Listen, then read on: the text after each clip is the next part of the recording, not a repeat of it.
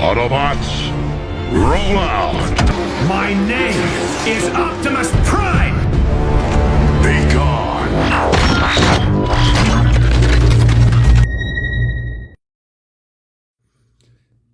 Hello everyone, this is Cyberverse Prime, and today we're going to be taking a look at the Transformers Prime First Edition Deluxe Class Bumblebee. Wow, this is a... Bumblebee for TF Prime didn't really get a whole lot of... I'm just going to say it, he didn't get a whole lot of good figures. The only decent figure that he actually, in my opinion, got, or figures that he got, were this one and the Weaponizer, or the talking variant of it. The other ones were just kind of bleh and just bland. They weren't all that great. This one I do think is one of the good ones, but I really do prefer the Weaponizer version, because if you really look at that version of Bumblebee in terms of a toy, it is almost damn near screen accurate to what we've seen in the show. And, I'm not going to lie, I really do hope APC Toys takes that version and scale it down to a deluxe class counterpart. They upscaled Megatron, they upscaled Soundwave, they can downscale Bumblebee.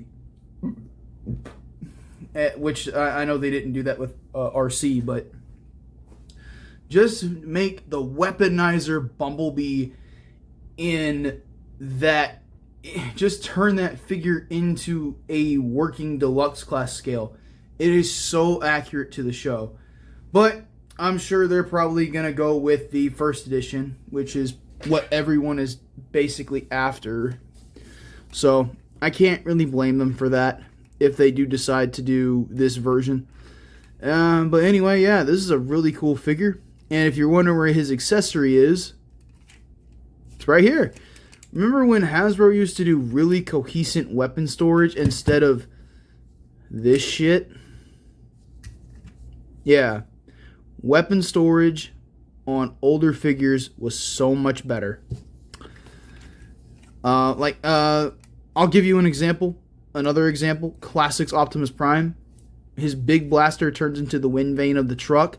His smokestacks turns into his G1 rifle. Dude, that's a badass figure. So, me personally, it was always nicer to see weapon storage be, cleverly designed to store under the vehicle instead of just, we're just going to put it on the roof, or we're just going to put it on the back of the bumper, or we're going to put it on the front or on the engine block. No, I'm sick of that.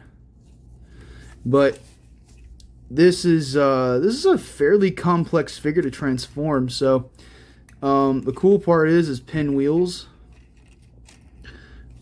Hasbro, I'm glad you're going back to the pinwheels, because I'm not sure if you guys noticed, 86 Prime has them. 86 Bumblebee, I think, has them. I'm just super excited for some of these new figures. But anyway, to transform Bumblebee, it's actually pretty simple. Now, I am going to do one mistransformation because it makes this guy look better in robot mode. So, bear with me on that one. So, first things first, you want to untab this entire rear section. Then go ahead and get the doors, or lift this up, I guess, just to get this part separated and this part separated. You split the doors, well, you kind of split the doors and the roof section apart. Untab these little sections here. These become his shoulder pads in robot mode.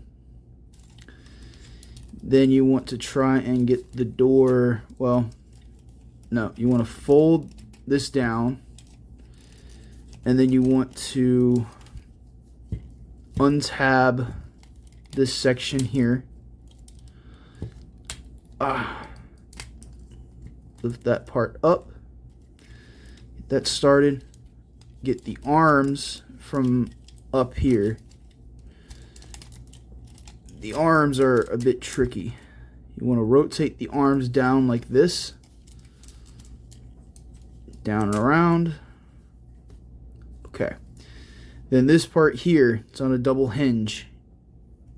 You're going to rotate this entire section up. And this little tab right here is going to go into that slot right there. And that will create B's shoulder pads. Or his armor pads, whatever, for his wheels. Almost kind of looks like a parking boot in a way. And I like that. It does kind of look like a parking boot on his wheel. Then you want to rotate his arms to the front. Fold out his hands. Rotate his arms to the front. Fold out his hand. Pretty cool. Now this entire section is a little bit easier to kind of work with. Go ahead and rotate this up, around, and this part where the Autobot logo is, you're going to rotate that around. Then you're going to want to fold this down.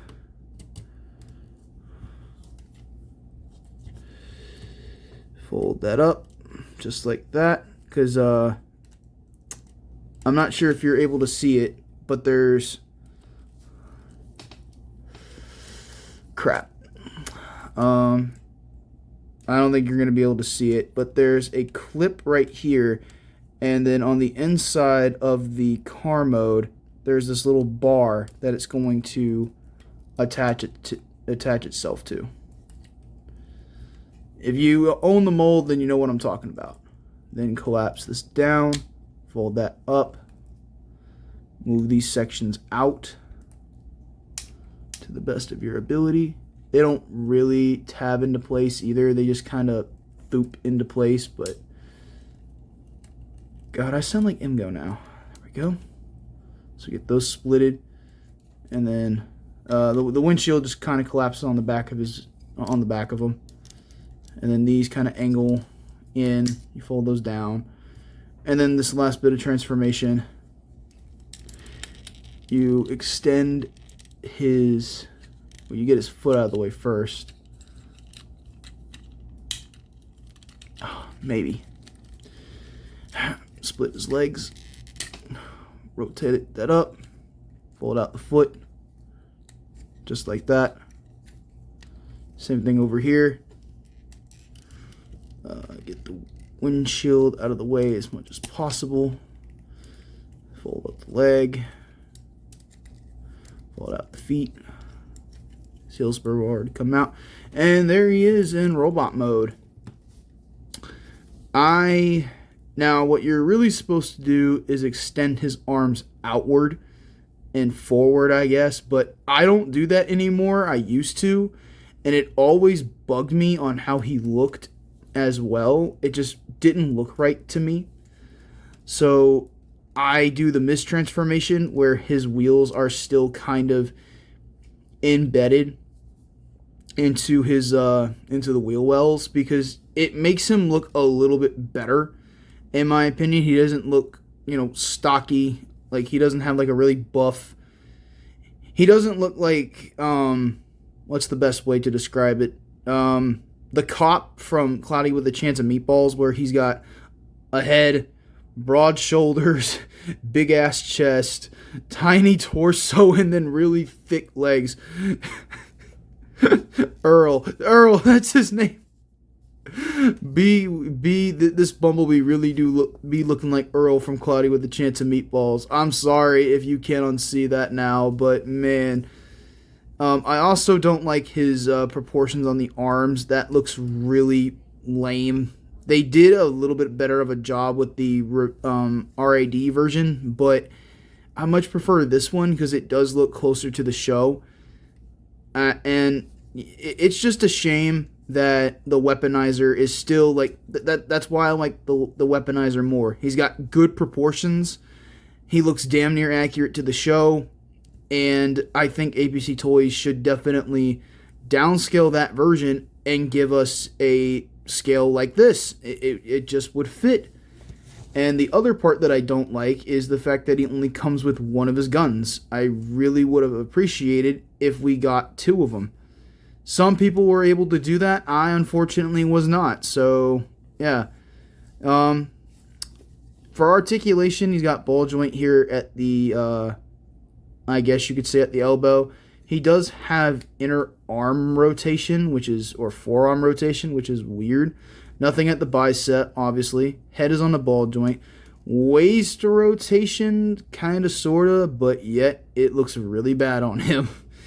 He's got hip joints, thigh cut, single jointed knee, and that's pretty much it for a figure, for this figure. RC, she's got ball joints everywhere, and then the reasoning why I didn't go over her articulation is because her articulation is very loose and it sucks. But this is official Hasbro, so it's a little bit better. But nonetheless, thank you guys for watching. I really appreciate it.